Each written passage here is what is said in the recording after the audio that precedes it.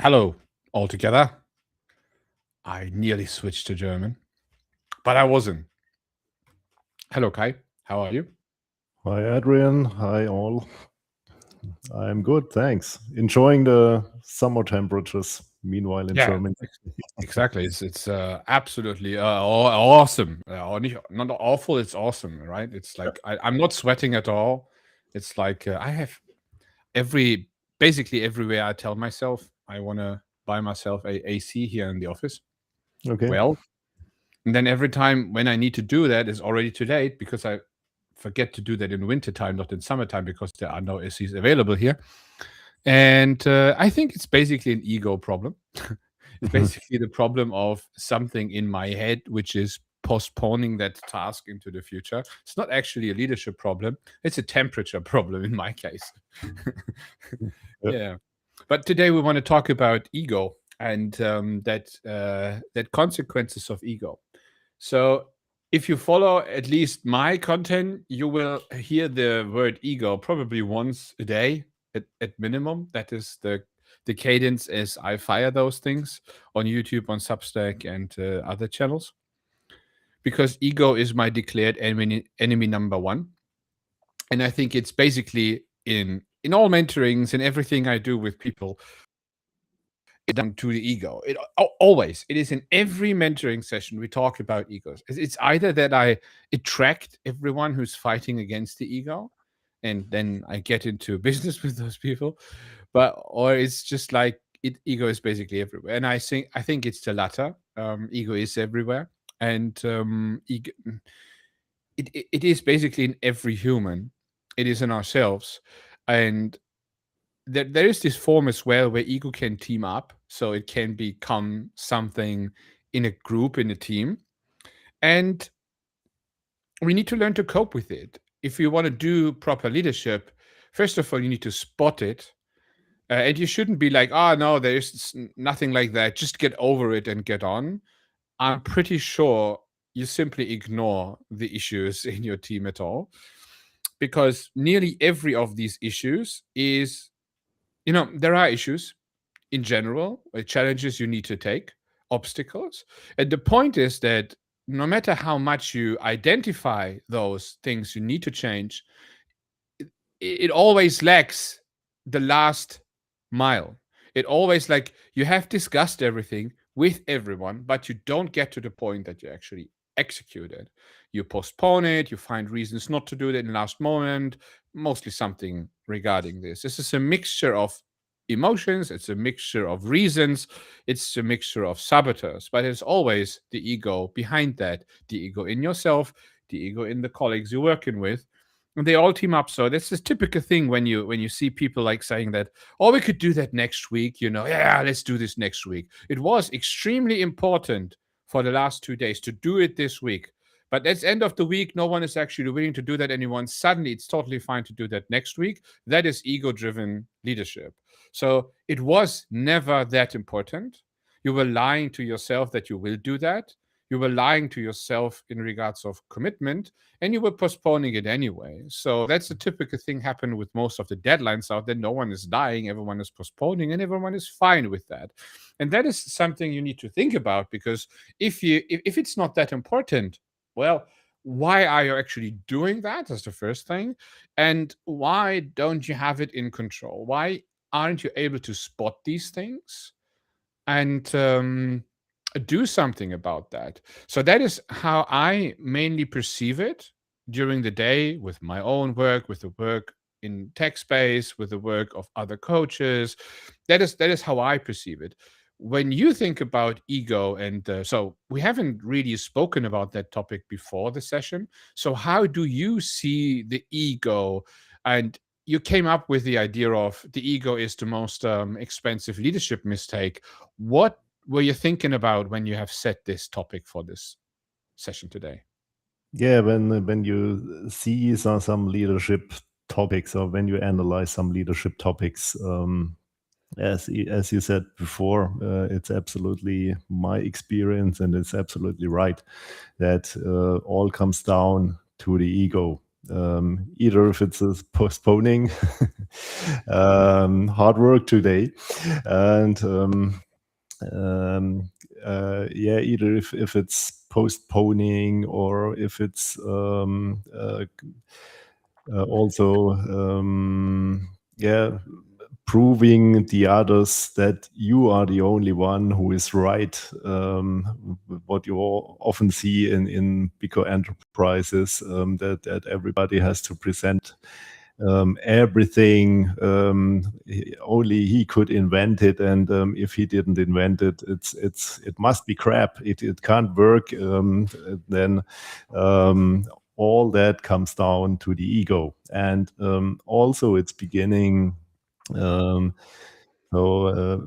talked about in a few recent live streams that one of the bases or the fundamentals for leadership is that you have a proper self-leadership. And there it already begins with the ego. So everybody likes to get a clap on the shoulders. Yeah, well done, buddy. And but when it comes to a criticism, or also a kind of a neutral criticism, or identifying potentials, how to improve, where to improve, then it's on the racer's edge. If you can adapt it, if you can accept it, or if you say no, that's not my fault, or all the others are stupid, and it's not me. It was never my fault.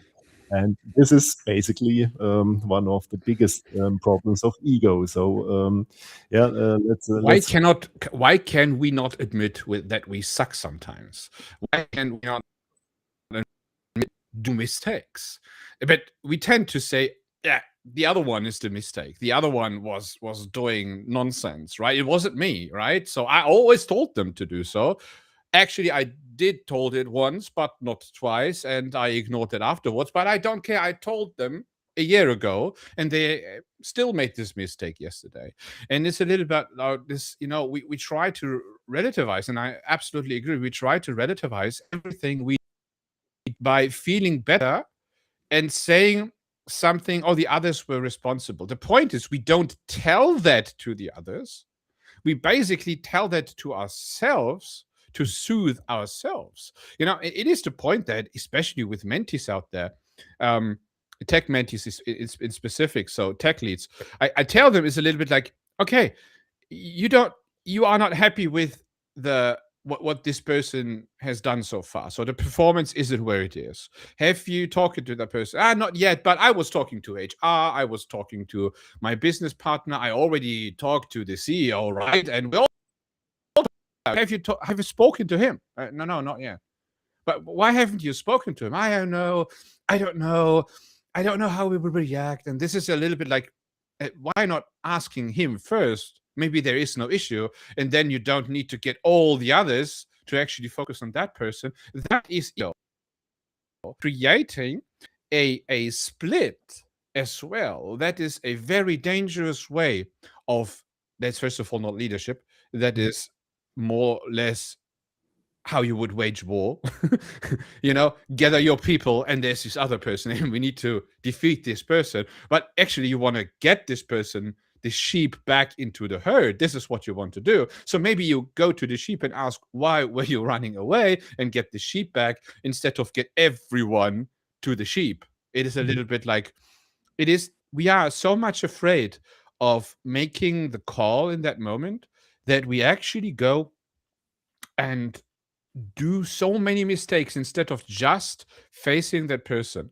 And that the interesting part is that when you then go to this person and you just ask this person kindly, or it's like, what's going on? What is with the performance? Right? It is like, just tell me, is there something going on?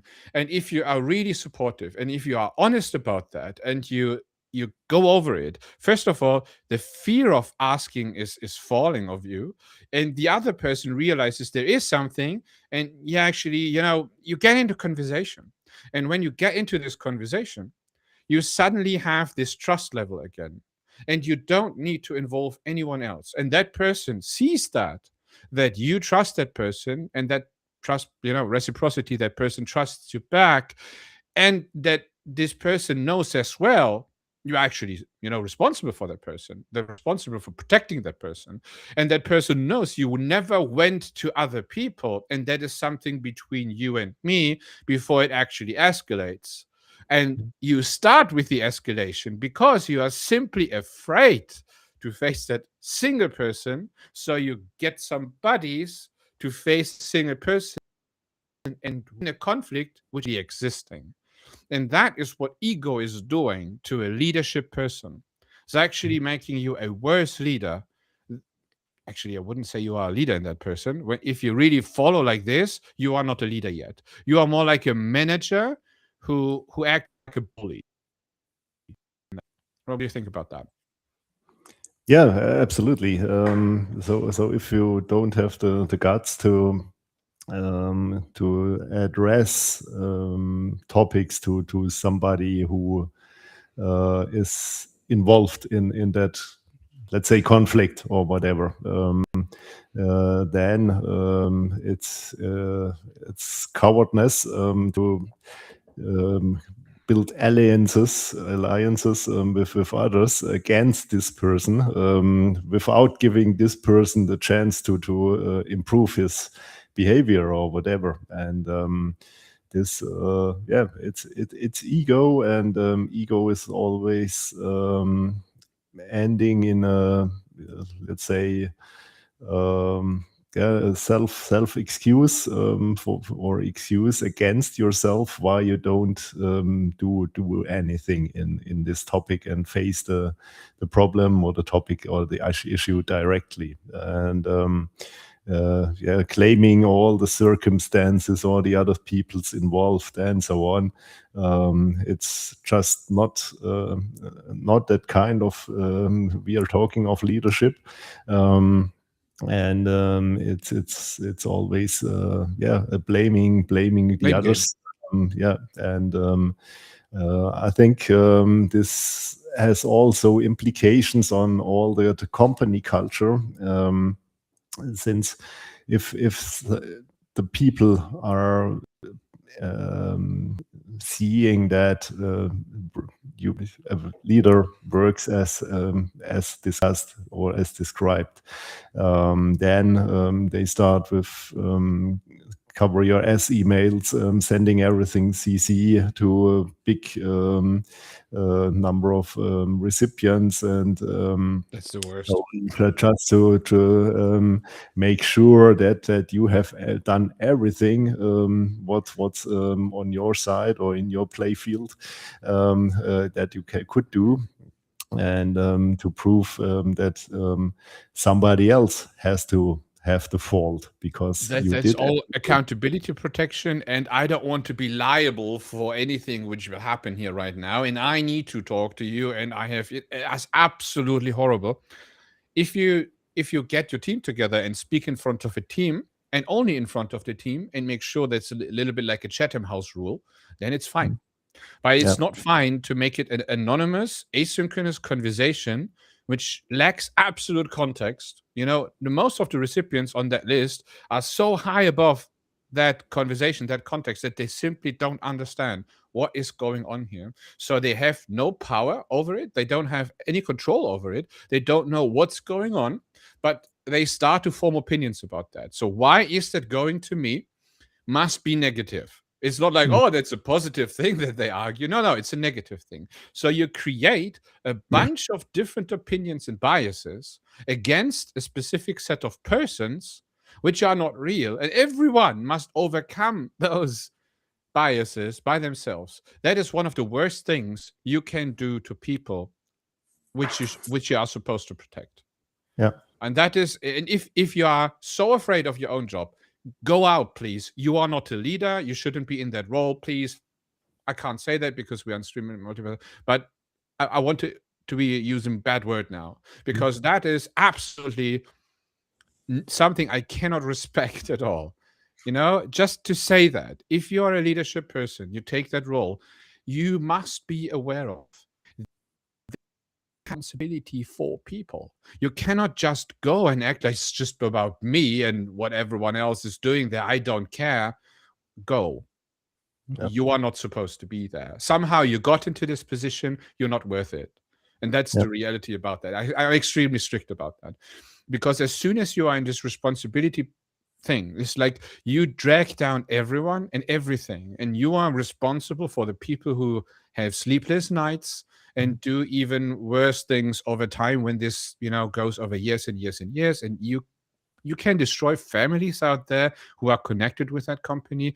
Take that in little bit more responsibility. And I had a similar discussion today where I was talking to a leadership person who's actually a good leadership person, and there was this idea of there is a sub-lead, and it's about the idea that I had that often, very often. It's very, very common in tech to do so. You often promote people into tech lead roles, which are, let's say, they're actually not supposed to be leaders, but you need to promote someone because it's normal to promote instead of hire a leader. Then you get someone into the leadership role and you realize that person is actually not a pretty good leader and actually doesn't want to lead. It's like more like, oh, I expected to have more responsibilities, but I don't really want to lead. And it is sometimes better to move people around and say that support others and become a more responsible, more free person inside the team and have special privileges, but stop leading people, because the leadership role is a very responsible role, which is not meant to do actual work It is meant to help people doing their work, protecting the people, and overcoming those little egos everywhere. Yeah. And Yeah. if you cannot do that, you are more blocking a position than actually helping that. So I needed to learn that as well for myself. I had a huge issue with that. It took me years until I got into the situation or into the understanding that I actually need to stop doing things and so stop doing my actual development work back then and start to help my people, start to really help them and say, okay, hello, I go and now help you to solve that issue instead of solve that issue for you. You know, it's a little bit like that that idea behind that. Yeah. Yeah. Yeah, from my experience, there's a basic foundation that a leader, a person who will be promoted to a leader, has to love people. So he has to love to deal with people, to engage with people, and not being that kind of manager that is working on his own desk in a single office and no contact to the people. Then you automatically have this responsibility against the other people, then you can be or evolve to become a good leader. And what often happens, especially like you describe, you have to promote somebody to keep him in the off or in the company. I often see that these people are not prepared. So the enterprise isn't preparing them for the leadership role. They step into the leadership role. They have questions over questions. But if they dare to ask their leaders how to do it, they often get the answer, yeah, you have to know it. You are a leadership person. Which But is not leadership. but nobody, yeah, no, but I think also this level above them doesn't know how to do a proper leadership, because also these levels are not qualified. They were also promoted for any reason, but without any preparation or doing a training, or if you get or you looking for kind of a mentor or a sparrings partner for them to do it on the job. That works as well. If somebody's, let's say, personally suitable for taking a leadership role, you don't have to prepare that much. If you have, you can order him kind of a sparring partner, or just a company where he can discuss the topics which are actually evolving in this moment. Mhm. Yeah. You know, everyone is promoted. No one knows how to do leadership, but somehow we have a lot of leaders out there which are not leaders, and most of them are actually doing this ego protection system. So instead of actually leading people, they ask themselves, if that hurts me, but I would help someone, but it hurts me, I don't do that because it hurts me. So I don't care. You know, it's not my problem. So that is not what leadership is. That is more like a self-protection system. This is like survival. That is what we would do in a survival situation, like Hunger Games. You know, maybe you have some alliances, but mostly it's about you, and there can only be one winner. And you know, you need to take a look. If the team you are working with is actually something like that, then you are in serious trouble. It's oftentimes not that severe, but somehow it is in this weird situation where no one is actually, there is this silent agreement that we can talk something on a meeting, but then if we go, we actually say, you know, I don't. If we are in this meeting and we go, it is fine. No one is actually expecting that we actually do what happened on this meeting, because it is more or less like we have made progress in disguise as a team, and everyone can say we have done something. Let's go into the weekend. It is often working like that. There's no progress. But if you are a real leader, and that is something I really need to make more content about that. A mentee told me today that so we worked a lot on self-reflection. So I'm a Stoic. I'm helping people with self-reflection commitment phases.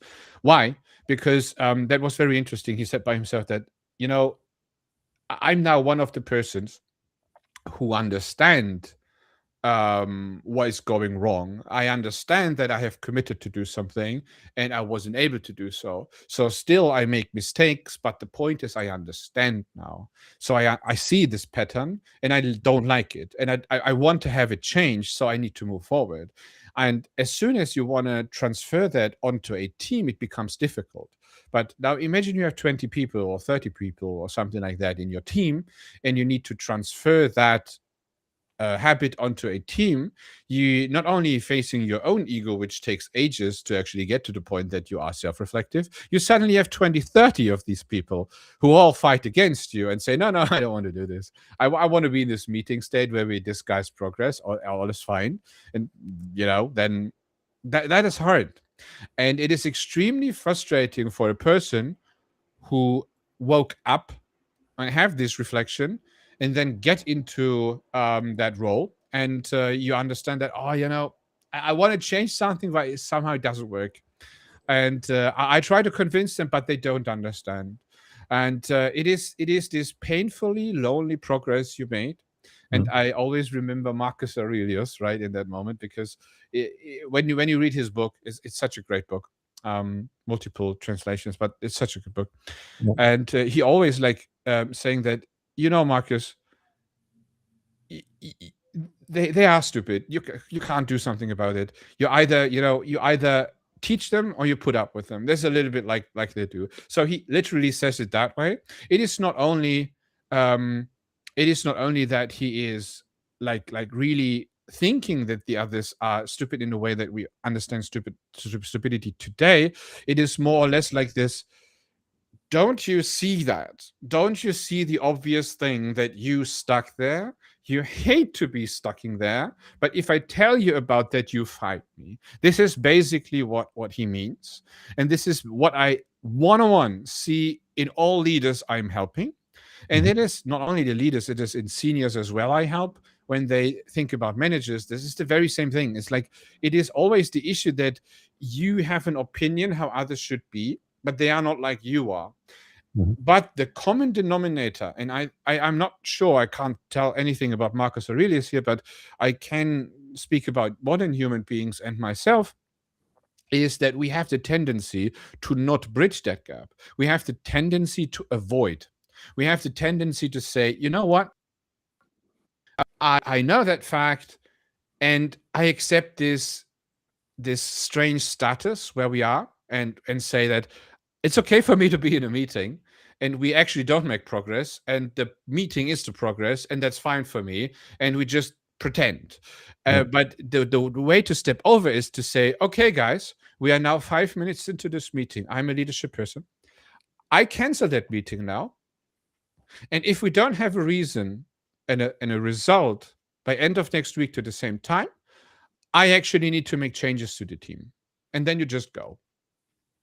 That is very harsh, but you need to wake up the people on some point in time to say, we are not longer accepting this. It is not longer part of our baseline. That ego-driven behavior is not longer accepted here. But to make these steps, it takes some balls, to be honest. It really takes. Because first of all, you put yourself on the line.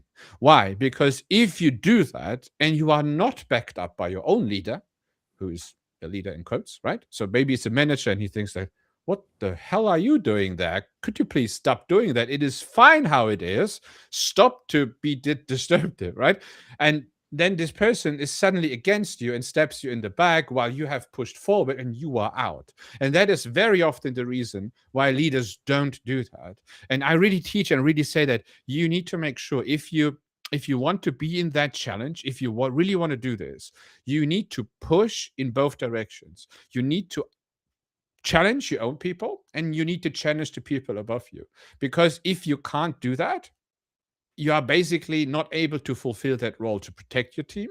and actually lead it. Otherwise, you are just a managing person. And that is the personal reason, that tension is the reason that people are so afraid to step up, that the ego projects so much fear that they actually prefer to stuck where they are instead of actually becoming the type of leader they always should be. And the more, let's say, power index you have, so power distance index, or PDI, right? So for example, Germany is somewhere in the middle field, America is very low in PDI, and you have other countries like Russia where PDI is quite high.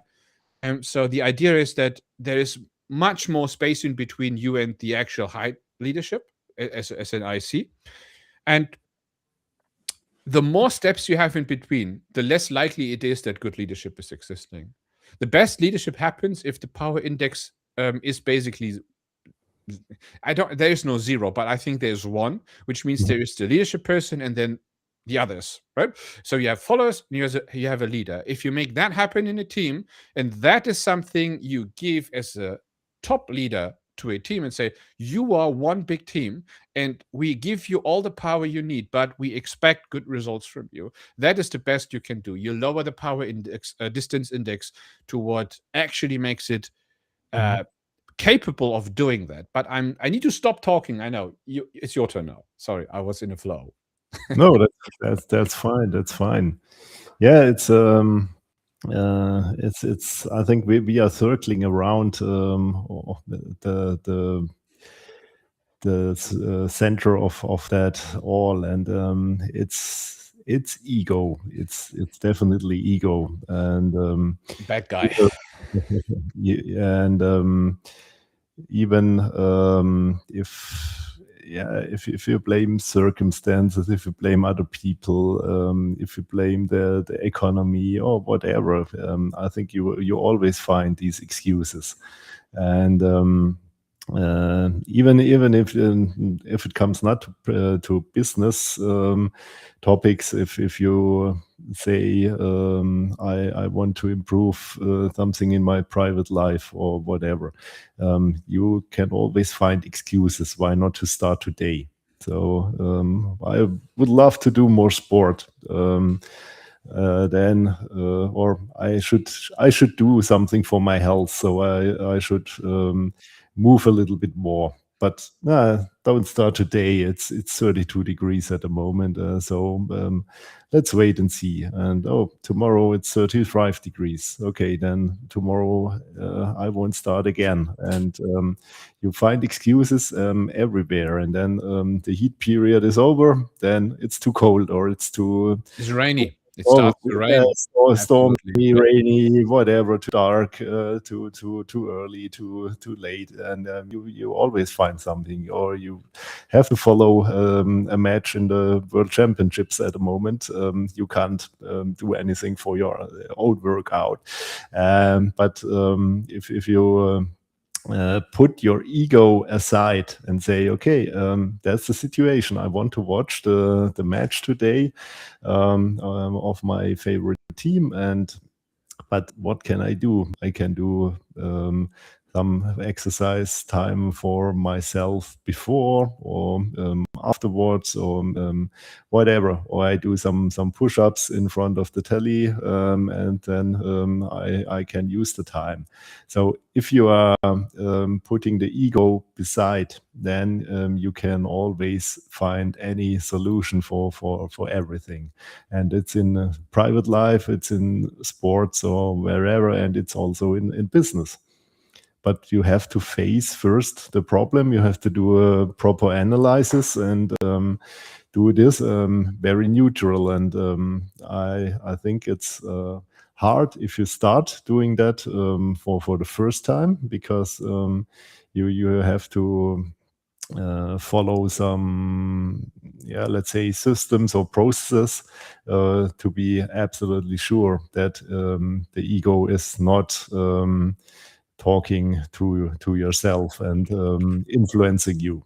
So like the angel and the devil, everybody's whispering, and you are, like that, no, like that, and it's tending, and then if you follow that, you will find the excuses, and you will postpone, and you don't take the ownership. to solve or to improve anything. Then we get quickly back to the idea of ownership and what ownership actually is, right? It's a it's a big thing, but ego is not necessarily what what we uh, what we consider as a good partner in ownership. Actually, I think ego is one of the driving forces which try to push you away from the idea of ownership. Mhm. That is literally what I see as an issue. So, ownership means someone gives you a part of something you can be accountable for. It's a part of the accountability of another person. You take it and you do something with it. That is when you take ownership for something for someone else, and you do it in full responsibility. That is what you do. Um, but first of all, you need to be willing to do this. If you're not willing to do this, especially when ego tells you, yeah, you've taken this, you can do this next week, just get it over with. You don't need to make it perfect like this. I don't like perfectionism, but I like responsibility. So there should be a certain quality in what you do, a certain quality in what you provide for other people in your vicinity. So if there's someone in your team you're working together with, you want to provide a clean place to work with, right? So you want to be a social person. You want to contribute and make it a better culture. That is one of the parts. And if you have this voice telling you all day long, like, oh, you don't need to do this, the other one will, and all these kind of ideas, there is the ego again, which tries to save energy, which tries to shortcut things for you. But every time you do that, you are a selfish person. Every time. There is actually no need for the ego in modern society when it comes to workplaces.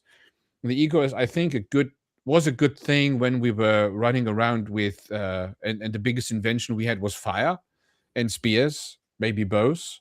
Ego could help us to survive during the winter, but it's not necessarily something in modern society, especially society, because today's society is a much, much bigger thing. So, there's Dunbar's number, right? Um, the 5 to 150 people. So 5 people is what we can actually work with, and 150 is what we can actually remember in our brain of names and people, and until then we forget again. And society is much bigger than that. Look, you have much more people in 1 year than you actually can fit into your brain. So you need to be a baseline social person in order to not have problems with everyone. Because if you cause problems, you cannot just fix them one by one with every person out there. It is one of the things I just wanted to give as a side note here, right? It would be a full-time job or more Well, than a full-time job. many people do. Many people put more time into fixing relationships and try to keep relationships at bay, and actually focusing on the task at hand. And that is often driven by ego as well, because you are afraid of a person's opinion about you, because you are a little bit of a lazy person, because you work around and try to look good at this thing instead of just doing your work. And ego has so many facets. I could talk all day long about it, and it disguises in so many things. And that's the reason why, just call it by its name. Its original name is ego. I think it's absolutely accepted in Western cultures since 3,000, maybe 3,000 years already, but definitely since 2,000 years. And ego is something you can name. It's part of us. It's not us. And as soon as you give it a name, you can spot it. As soon as you understand its patterns, you Mhm. can find ways to intervene in a moment when you actually have no power over it, or you feel like, oh, it's this, it's already there, but you can spot it, and you can still decide, I want to have power. I do something. And if you don't have that, you don't see it coming, and you think it's your own thought, and everything which is our own thought, we don't have resistance against it. And that Mhm. is one of the issues. So if you tell me now, I need to do I need to do A, then I have resistance because you have said it to me. So why is that guy saying that to me? What privileges him to say that to me, right? But if I think I should do A, and you tell me, maybe not, I said, no, I had said it it's a good idea. So I don't have resistance when it's my idea. That's the reason why we use so often the Socratic method, in order to make the person answer the questions by himself. So there's no Yeah. resistance to it, to understanding it, which is actually extremely helpful. But that is, for example, a very simple pattern. If we recognize this pattern, we will be much better leaders, because we spot this in ourselves and we start to spot this in others as well. And we can name it. If you see the ego speaking in a person, just name it. Just name it that, hey, I'm talking to you.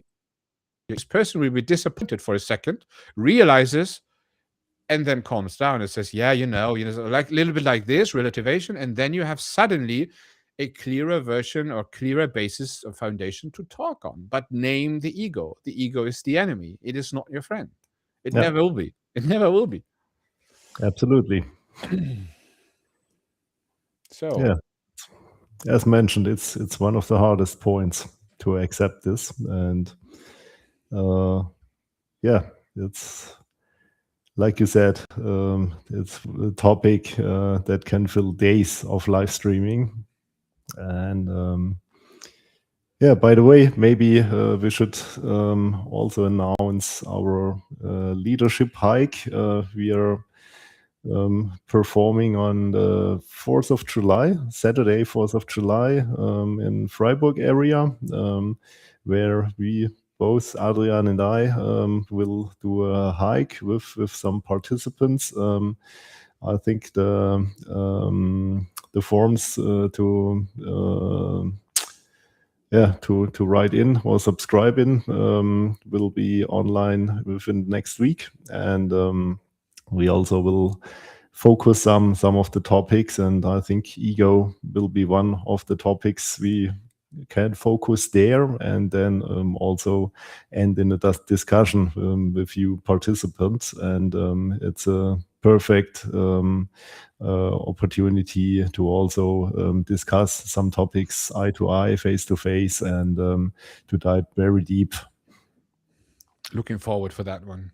Yeah. So we announce it. I think Monday will be the announcement date, where we really go with all the details, and you can sign up if you are from Greater Freiburg area, or Basel, or France, or even Zurich, or Stuttgart, or And something like that. there's also an airport close by, and so if somebody wants to come from abroad, feel free. Guys from India, you're always welcome. Will be worth it. Will be worth it.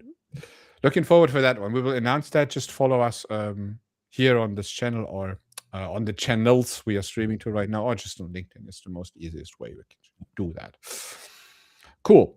Do you have anything to add to this topic? So regarding ego, how do you tackle ego issues as a leader? So you are from the automotive space. You were CEO for so many years. How have you managed that? What was your favorite technique to do so? I think it's the main technique is kind of reflection.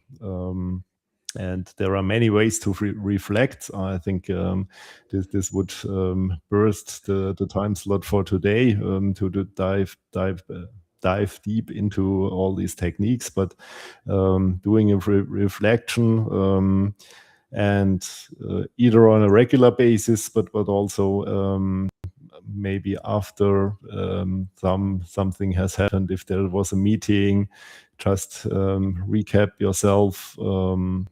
How was I reacting? What was the situation, and so on.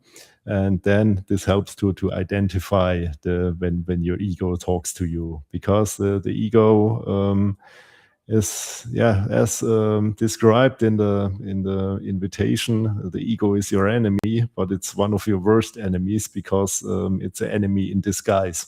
You won't face this enemy, or this enemy won't face you directly, very open, without shields. It's a perfect a guy who is perfect, perfectly disguised.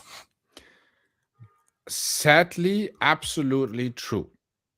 It is perfectly disguised, right? And would you say that the majority of the people who are during the years were aware of the ego?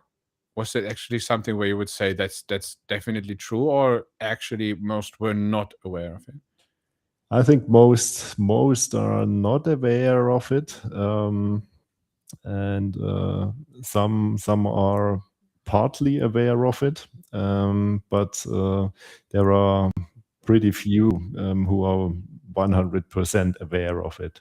Even I'm not 100% aware of it. So it can also, or What it, are you doing right now to actually spot it? What are your strategies? Now I'm yeah, wondering because I'm so focused on mine. it's that kind of reflecting, and so if I have one warning signal for me identified, and this is if something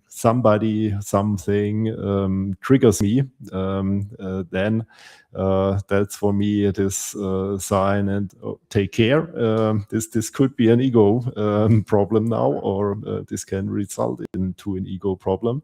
But also from time to time it happens to me personally also that I'm being trapped in an ego topic, and what's then absolutely critical, it can turn into a spiral, a downward spiral. So and then the more you are involved in the spiral, the harder it gets to identify it.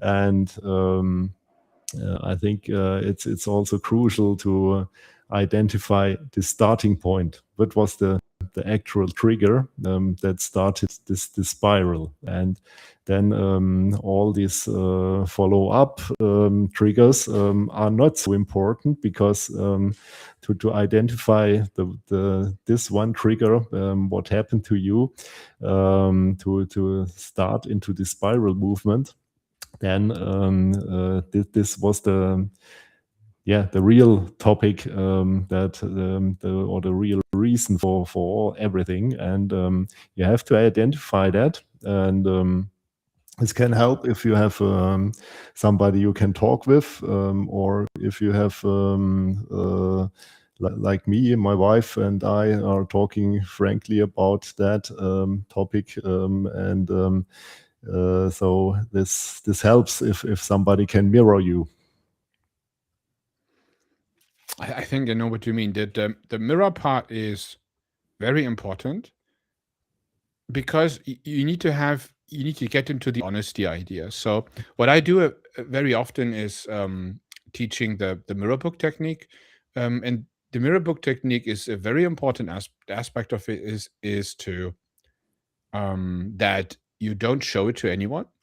That Mhm. is a little bit contrary to what you just said, but the point is that this mirror book technique is your baseline technique, which you can use just for yourself.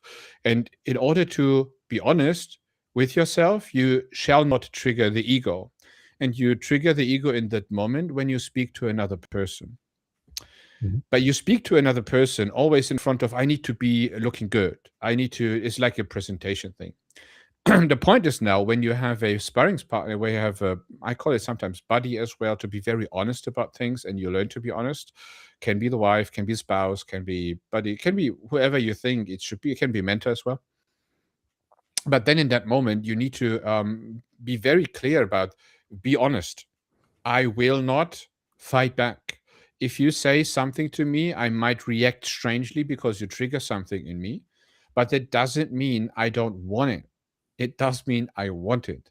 It's that is very important. So that is, the mentoring you can do with others, the reflection Yeah. cycles, and I personally think you should have one with yourself as well, because you need to have a honest introspection with yourself if you were the person you have committed yourself to be today. And if you miss a day, you miss a day, as long as you realize it and fix it tomorrow. And I Mhm. think that is the point which is so hard to get for us humans, because we don't want us to, in the evening when we are already tired, right? So in the morning we are motivated. Committing is easy. I commit myself to do, I make a noon run 32 degrees, no matter, I run 10 kilometers, no problem. Well, I do my 6 pace, easy. And then you look at it, oh no, I can't. I'm tired. It's a little bit like this, and you don't do it. In the evening, you are supposed to reflect. And you sit there and like, oh, you know what? Yeah, I know. I know I should think about that. I haven't done it today. You know what? I don't do that right now. I'm tired already. Let's take a look tomorrow, and you just start to forget it. You forget that you haven't done it. You forget that you have committed. Next day you commit again, and you don't do it again. And that is what I mean by that. You need to have this baseline reflection cycle where you are honest with yourself by the day, because as soon as you sleep, your mind resets. The first thing in the morning is ego saying goodbye, saying hello to you. And if you are good, you recognize it as that. And if you're not good, you think it's your idea to not get up and these kind of things. And you need to start with the morning, like identifying ego, setting your goals, setting your signals, identifying your signals, and then practice. And during that practice, I had that discussion yesterday with the other mentee, is I start to use Voice Keeper now as well for mentorings. Great tool. Thanks. And it's like then my mentee was asking me, challenging me, like, you said always you need to write down by hand, right? And now you use that app. So why you are telling me that I need to write down my journaling by hand and you can do it digitally? And I said, because I use voice. Good question. I said you need to do the journal, your commitment phase in the morning by hand, and your reflection phase in the evening by hand. I use Voice Keeper in the practice phase, which is the largest phase, which means that I use Voice Keeper to catch thoughts and to iterate on thoughts. I don't reflect on them during the day. This is what I don't do. And I don't make a commitment out of that. This is just to dump your ideas into something where you can reflect on later. It is more or less something like this. And the good thing about this is I don't want to do it with writing down, because I personally know that I have so many things going on in my day that I cannot write them all down. And I don't want to waste my entire reflection session, which is about me, with to-dos I have thought about the day. That this is the reason why I want to avoid this. So I'm more or less specialized on these kind of things. That is my butter and bread thing. And I realized that this is actually working best. So this is basically an iteration thing. It is a missing piece I always had, that I was good in the morning and good in the evening. And then I thought to myself, like, there was this other two thoughts. Which was it, right? It's like I had, for example, thoughts about Stoic content. For me, Stoic content is very important. But I'm not doing the Stoic content style like you see out there. It's like the visuals of Marcus Aurelius, some quotes, and it's done. Mostly wrong, even. But anyway, it's like I'm thinking of, how can I understand the idea behind things which happened thousands of years ago, and how can we translate these into modern tech leadership issues? And basically, there is nearly 100% overlap. There is not much has changed for humans' brain, human mind. Nearly everything is the same. The point is that I have these thoughts. The connections are forming during the day, and I don't have control over when that happens. Sometimes on the run, sometimes when I'm walking around and having a phone call. Right after the phone call or the mentoring call, I need to get this down. And I don't want to use transcripts. I don't use transcripts for mentoring anymore. The point is that what I create when I have, let's say, 10 sessions, I create hours and hours and hours of transcripts, and I try to back an AI to actually get me the idea out of that. And this is not what I want to do. That is absolutely ineffective. I don't use that anymore. What I do is I take 3 minutes after every session and start to wrap up that session, the most important aspects of that session, which kept in my mind. I start to record them by voice, and then I go away. I don't do anything. Just those things I could have imagined, those are important. Everything else is noise. And that is then important. Then I take a look into my reflection phase in the evening and realize, yeah, that was actually good. I iterate on that, next day iterate on that. Sometimes I create content. Sometimes I create something I send back to the mentee, because I have a new summary type in Voice Keeper, which is mentee letter. You can actually have that then a day later as a letter sent to the mentee with all the thoughts you had wrapped up. which is kind of cool. So you don't need to write it yourself, because I don't write these kind of things because I don't have time to do that. So that is absolutely fine, because it is basically my thought process. It is not just something generated. It is my thought process. It's And like this is a personal assistant who is typing it down. exactly, it is like the mentoring assistant. It Yeah. is, there's mentorings don't have assistants, because it's sometimes like therapy, so you don't have really assistants. But you have all these thoughts, all these ideas, and you have them in these moments, and you don't want to. I hate to lose these ideas. So you have a session. Today I had a session, like we said, let's have a quick phone call. 1.5 hours later, when we were both running around in the nature, phoning each other, I had 2 or 3 main ideas. And I was like, I need to keep them. And I know already I have forgotten most of them. Right now, when we're speaking here, the point is I have all spoken them into voice keeper, and I can reflect on that this evening. Yeah, And good. yes, I could have 90 minutes of transcript as well. But what were those 3 ideas? I now get five other ideas out that weren't actually that important, but the AI thing, yeah, that's important. Yeah. You know what I mean? It's like That's true. the Yeah. AI is not capable of understanding what was important in that moment. This is the reason why you need to take the time when the thought is fresh to actually make that a reality for you or potential in the next days to come. That is what's so important for me. Yeah, absolutely. Was it now a pitch for my software, or actually about ego? I don't know. It was a mixture of that. I think it's a mix, but I have to underline that Voice Keeper is a great tool, and I'm using it too. And I think that's fair enough, because I think if anybody could take a benefit from using it, then you should announce it like it is. So thanks for that. And one aspect reminds me of what you just said is what helps others is ego. Let's connect that with ego. So you have this thought. You think about this thought. You don't want to make something about this thought. And then you actually make a voice note, and it transcribes it for you, and then it gives you have set it to skeptic or stoic. There are multiple personas. I love to use the skeptic and the stoic, actually. And it basically then asked me, especially the skeptic, questions I don't want to hear. It's like, that's my thought. It's a good idea. Why are you so skeptic about that? it's So triggering your ego. It's triggering my ego. And then I sit there and, you know what? I read those questions. And that's actually quite a good question, right? Oh, yeah, let's answer this question. And then 5 iterations later, you suddenly have a very good thought progress, because you were overcoming your ego.